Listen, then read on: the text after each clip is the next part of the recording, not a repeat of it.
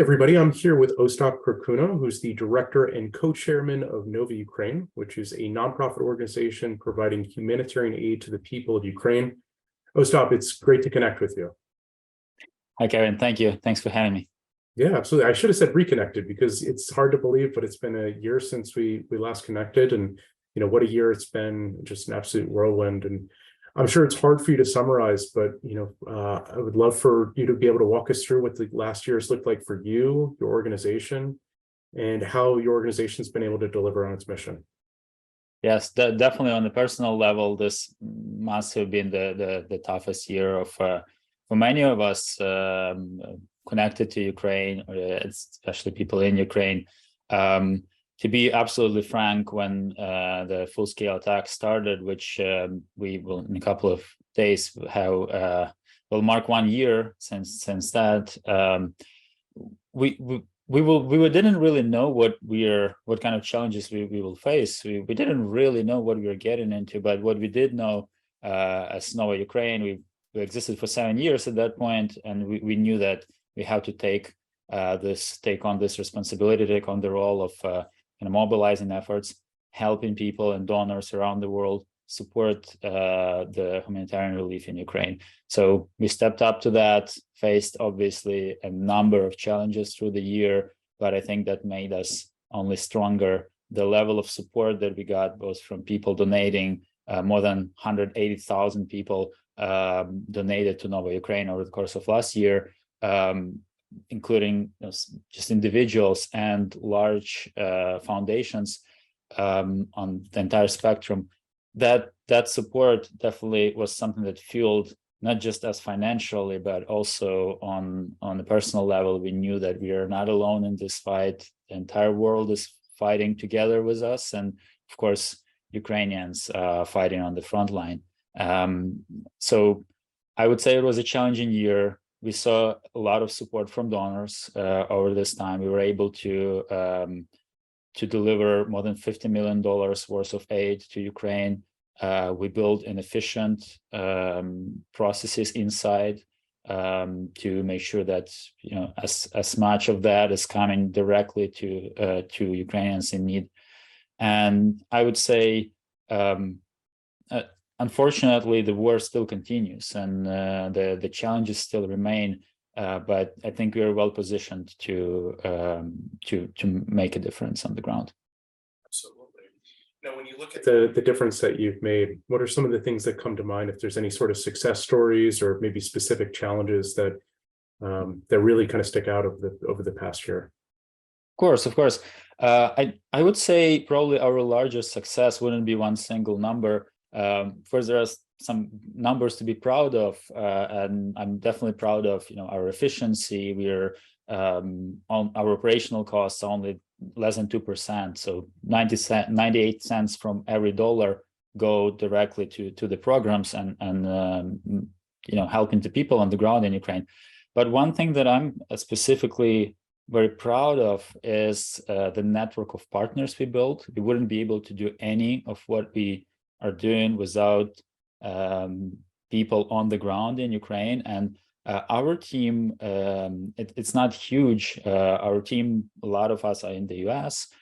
We have a team in Ukraine, of course, on the ground, but we also have a huge network of partners, more than 3,000 people in that network. Probably, I want to say half of all the people doing volunteering got involved with us over the last year. And that network that we could leverage, where we could support their efforts through grant programs, or we could connect people and make our programs even more efficient that way.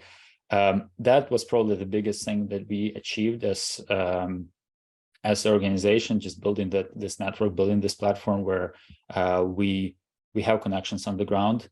And that's probably the biggest testament to that for us is when large foundations, like more recently, we had a large 2.3 million grant from Howard G. Buffett Foundation. They came to us and they saw us as a trustworthy executor for a large project, which we pretty much completed already the warming stations in all the major cities and smaller cities in Ukraine. So those are the testament of, we're on the right path, we are doing the right thing, where people see the real results that we show, and people see that they can trust us. Yeah.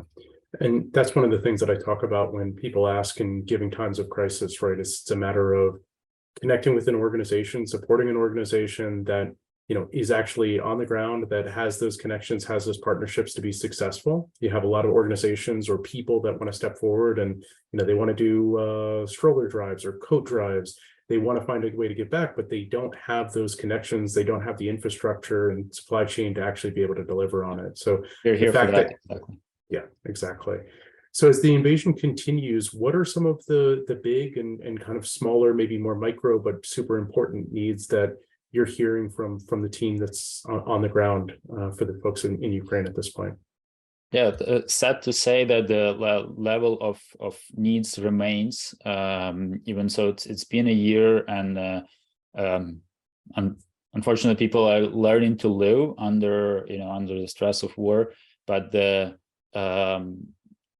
still the needs for evacuation remains into safety, right? Even so, we saw the slight decline in those, but as territories are liberated, people are liberated, there's still need for evacuation. There is still need for providing basic things like food and hygiene. There are still huge need for medical help, and that's an entire spectrum, right? Because there is very expensive equipment that is lacking, and now that clashes with the huge demand for medical help, and that's something that that creates a void that we are trying to fill, at least partially. All of those needs still remain, and now we are still in winter. Lucky for us, the winter wasn't as severe as it tends to be in Ukraine, so that I would say maybe reduce the challenges a little bit, but people still, because one of the primary issues right now is that Russia is attacking civil infrastructure and power grids and heating infrastructure. A lot of people are left without power, without heating, and that's something that we are trying to address. We recently set a little record with our sister organization, Razom. We were able to import more than 1,000 generators in 1 month. Beautiful. And those generators, like the demand for them is huge. And they already kind of flew into different hospitals, different communities, or even other volunteering groups who were cooking meals, who are providing shelter, and so on. So those needs still remain. There are particular challenges with it being winter and the power grid being severely affected. But besides that, a lot of the previous needs still remain. I want to say that economy is not yet recovered, and small businesses need support, and that's kind of one of the directions that I wish we could do more in. But with the resources we have on the country scale, that like those resources are limited, we have to prioritize. We do have to prioritize people's lives. We have to prioritize people having food and shelter before we can more support the economy and support small businesses, which is definitely important as well. So I would say we're right now in this mode of very ruthless prioritization, because resources are limited, and as you know, was obviously a lot of things happening around the world. People's attention on the problem tends to kind of go down. So that's probably the challenge we're facing right now. And there is a number of programs we could support with additional funding, and we hope to find that funding and find either small or large donors who wants to support individual programs. But there is a number of things we could do on the ground still. Yeah, well, and that's the thing, is that in times of crisis, you see people, their attention goes to that area, and they open up their hearts and they open up their wallets and they make a contribution. In a lot of ways in natural disasters, right? You have kind of that immediate influx of funds, but the effects of that take many years, if not decades, to overcome. And now you have something like the invasion in Ukraine, where it's actually persisted now for a year. So that's kind of prolonged the healing process. And then in addition to that, all of the effects of the past year, hopefully will, end shortly, they will also persist in regards to the rebuilding of infrastructure, in regards to people's mental health and physical health. So let's talk about this, Ostap. What would you say to the folks that maybe they did make a contribution last year to Ukraine? What would you do to kind of encourage them to kind of understand that the situation that you're in now and the situation that we'll be in for years to come in regards to being able to continue to give?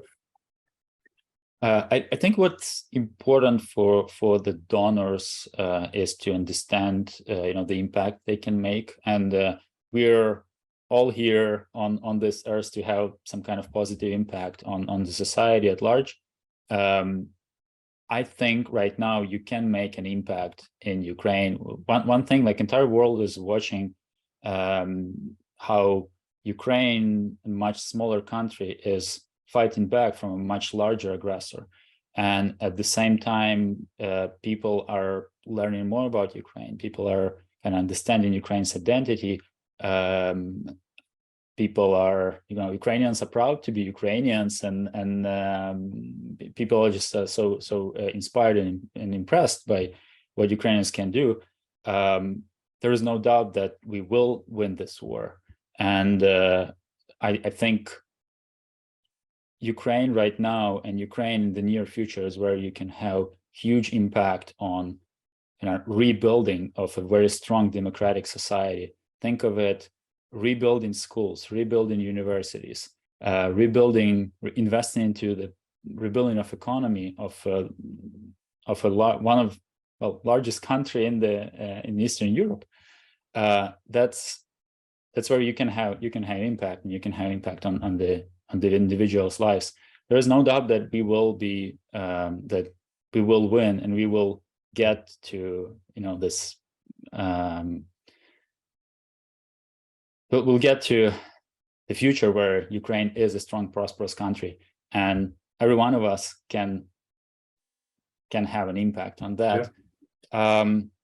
So that's probably something that I think about, and what we will all be able to remember in the future, knowing that we had we could make a dent, and we could help this strong society flourish. That's exactly right.